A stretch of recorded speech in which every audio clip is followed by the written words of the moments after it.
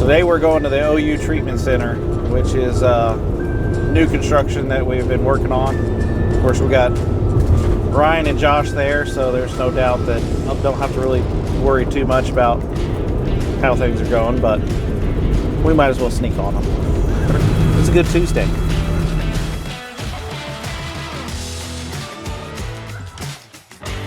All right, let's go see what they got done.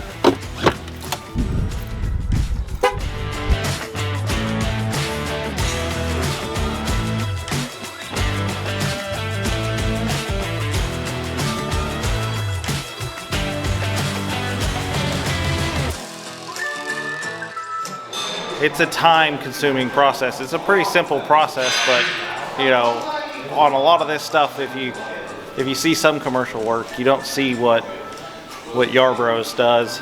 You might not ever see this again in your life, but at least if you get up in the ceiling, above the ceiling tiles, you'll go, man, somebody cared about their work. So how much longer do you have on this till you're pretty much roughed in?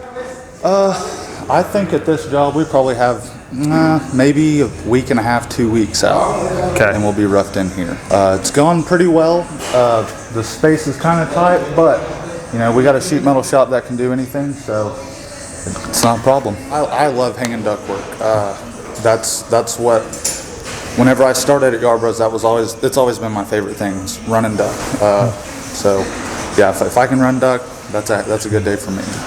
Would you say that's kind of what you like about working at Yarbrough, is that they kind of put you where you like and where you feel like you fit in the best? Yeah, and I think they do a good job with like people's strengths and like putting, you know, giving them the jobs that, you know, it's good for them, it's good for everybody.